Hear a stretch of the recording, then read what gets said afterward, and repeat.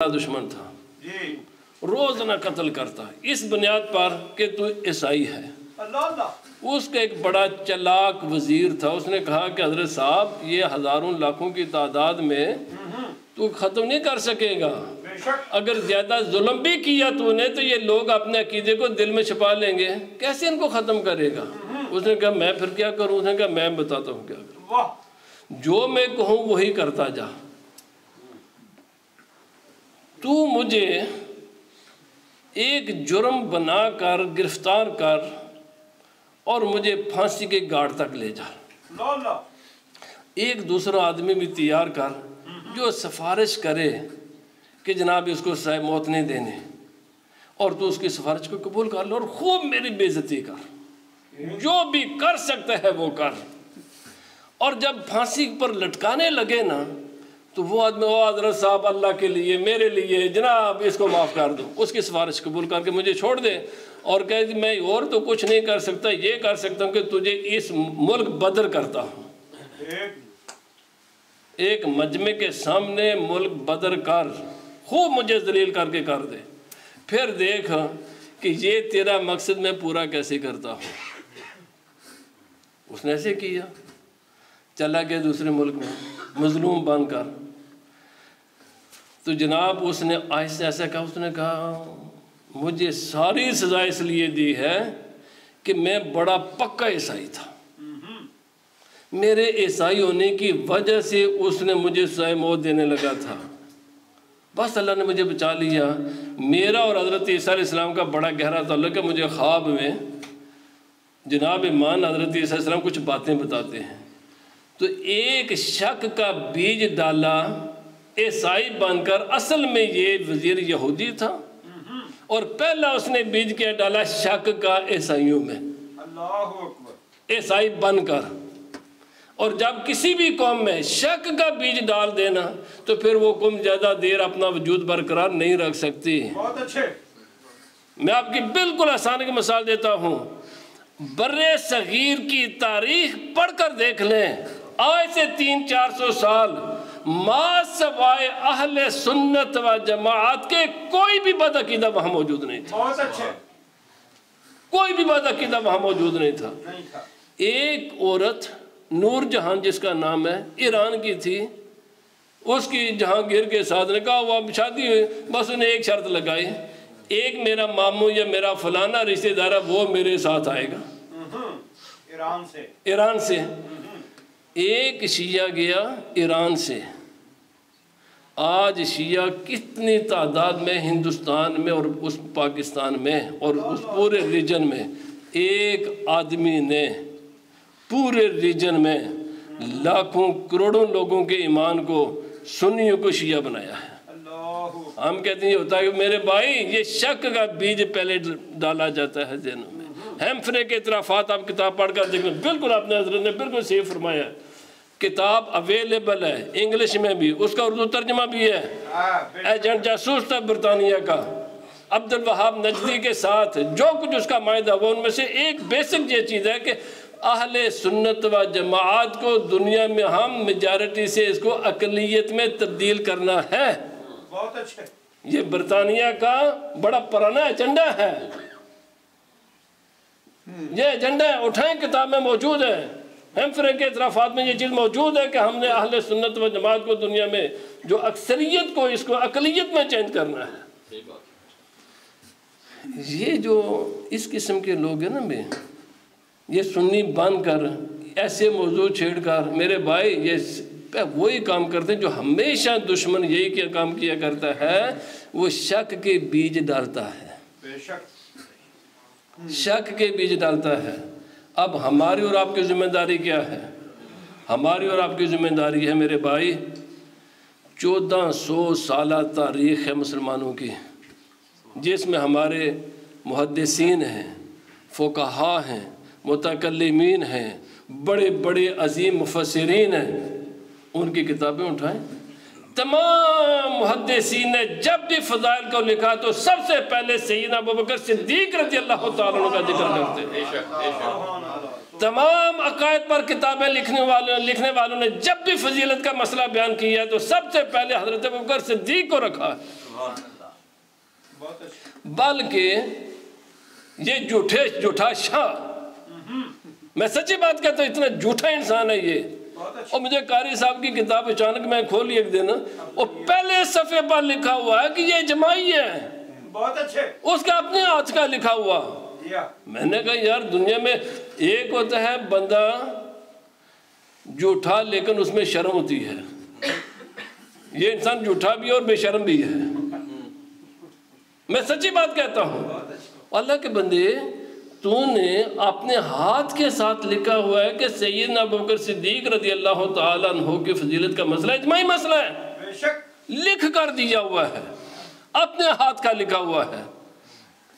تو کچھ نہ کچھ تو شرم کرنا، اس کے خلاف بات کرتے وقت کچھ حیا تو ہونی چاہیے نا۔ بہت اچھا کوئی آدمی یعنی بالکل بے حیا تو نہ ہو جا، اتنی حیا تو رکھ کے میں نے 40 سال کی تقریریں آندھی ریکارڈ ہیں، بے شک ہاتھ کے لکھے ہوئے تیرے اپنے الفاظ ہیں، یہ سارے لوگ ننو ہیں، پتہ ہی نہیں ان کو، تو 30-40 سال کیا کرتا رہا ہے۔ اس لیے میں اپنے عوام سے بھی عرض کروں گا، ہمیں بھی آنکھیں کھولنی ہیں، اور دوسری بات عوام کو بھی اور خواص کو بھی، جتنے آپ دیکھ لیں، یہ لمحہ فکریہ ہے، ماضی قریب میں وہ تمام ہمارے علماء مشائخ جو صفحے اول میں تھے، میں ایک کا نام سوائے ایک خاندان کے، اس میں بھی تھوڑی سی بات آ رہی ہے، پورے برے صغیر میں جتنے بھی بڑے بڑے صفحے اول کے علماء تھے، ان کی اولادیں کدھر جا رہی ہیں؟ یہ بڑے بڑے پیران عظام کے اولادیں کدھر جا رہی ہیں؟ میرے بھائی یہ لمحہ فکریہ ہے، اس کا معنی یہ ہوا کہ ان بزرگوں نے دین کی خدمت تو کی ہے، بہت بڑی خدمت کی ہے، لیکن اپنی اولادوں پر انہوں نے نظر نہیں رکھی، اپنی اولادوں کو صحیح علم منتقل نہیں کیا۔ اور یاد رکھ لیں، حضرت علامہ عبدالوہاب شعرانی علیہ الرحمہ فرماتے ہیں، ایک آدمی 200 میل دور ہو لیکن ہو میرے عقیدے پر، ہو میرے طریقے پر، وہ میرا بیٹا ہے، اور اگر میرا بیٹا ہو میرے گھر میں لیکن میرے مشن سے وہ الگ ہو جائے، فرمایا نسل کے اعتبار سے وہ میرا بیٹا ہے مگر وہ میرا بیٹا نہیں ہے، وہ میرا بیٹا نہیں ہے اگرچہ میرے گھر میں پیدا ہوا ہے۔ اور بھائی پیر کا بیٹا، اور یہ جو ہم نے یہ مسئلہ بنایا ہوا پیر کا بیٹا پیر، اور پھر اس میں ہم علماء بھی ذمہ دار ہیں، پیر طریقت، رہبر شریعت، کبھی سوچا بھی ہے کہ پیر طریقت کا معنی کیا ہے، رہبر شریعت کا معنی کیا ہے؟ بہت اچھے میرے بھائی ایک مشتنڈے قسم کو جب ہم رہبر شریعت کہتے ہیں تو ذمہ دار میں ہوں۔ بے شک بہت اچھا آخری بات، آپ ہی نا علامہ عبدالوہاب شعرانی علیہ الرحمہ آپ فرماتے ہیں کبھی بھی کسی انسان کے بارے میں حتمی رائے کام نہ کرو جب تک وہ دنیا سے چلا نہ جائے۔ اٹھایا انوار القدسی آپ نے، اس میں یہ بات آپ نے لکھی ہے، فرمایا اس لیے کہ انسان کا ذہن، انسان کا عقیدہ، انسان کے خیالات بدلتے رہتے ہیں، انسان کا اس کے بارے میں اس کو ولی ہے یا نہیں ہے تب کہو جب وہ دنیا سے چلا جائے، جانے تک اس کے بارے میں کوئی حتمی رائے کام نہ کرو۔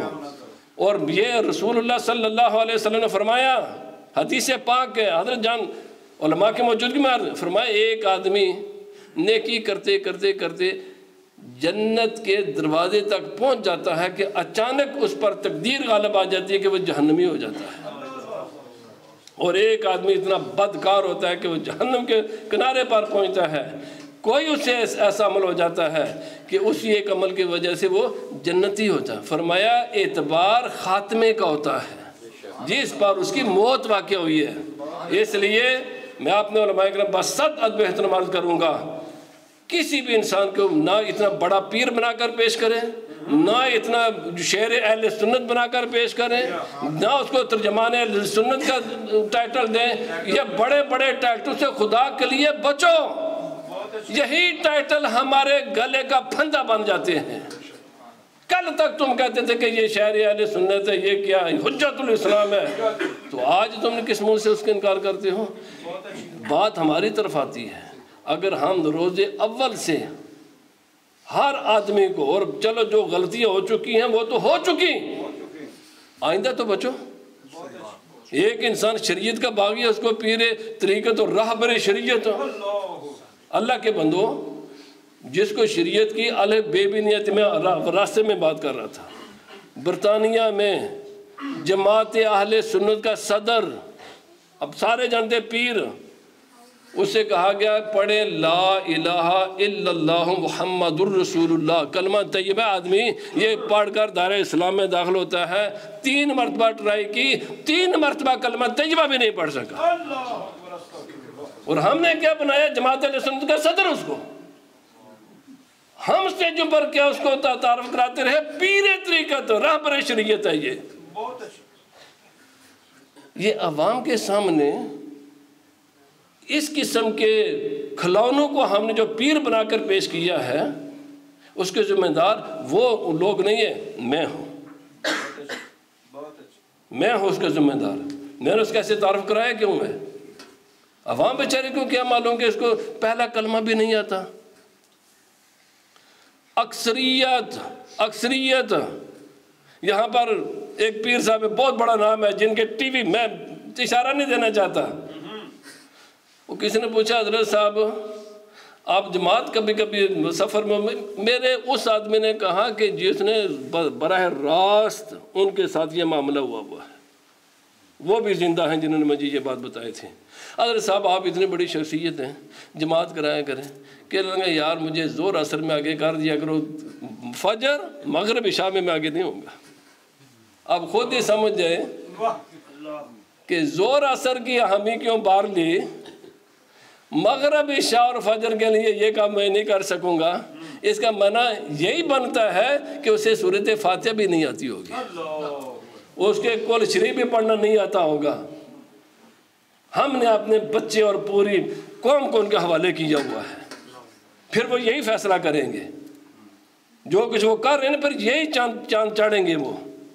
اگر ان لوگوں سے اور اپنی آنے والی نسلوں کو بچانا ہے، صرف ایسے جلسے نہیں، ہم نے پوری قوم کو اور علماء کو اور خواص کو ایک کلیئر گائیڈ لائن دینی ہوگی، اور وہ گائیڈ لائن وہ لائن دینی ہے جو ہمارے اسلاف نے ہمیں دی ہے۔ وہ میں اپنی طرف سے نہیں بات کر رہا، علامہ عبد الوہاب شعرانی علماء جانتے ہیں کہ کس پائے کے آدمی ہیں، آپ نے یہ گائیڈ لائنیں دی ہیں، آپ کے انوار القدسی کتاب پڑھ کر دیکھ لو۔ اولاد کے بارے میں بھی بتایا ہے، فرمایا میرا بیٹا وہ ہے جو تیرے راستے پر ہے، جو تیرے راستے پر نہیں وہ تیرا بیٹا بھی نہیں ہے، نسلاً تو خونی تو ہوگا بیٹا۔ بیٹے شریعت میں وہی ہوتے ہیں جو اس کے راستے پر ہوں، اور یہ بھی لمحہ فکری تمام علماء کے لیے بھی اپنے اولادوں کو دینی تعلیم و تربیت منتقل کریں، ورنہ یہ سارے بزرگ ہمارے لگے رہے دین کی خدمت میں، اپنی اولادوں کی خبر ہی نہیں، اور یہ ان کے ساری اولادیں آج مصیبت بن گیا ہمارے گلے کا۔ اللہ پاک ہمیں ان باتوں کو سمجھنے کی توفیق عطا فرمائے۔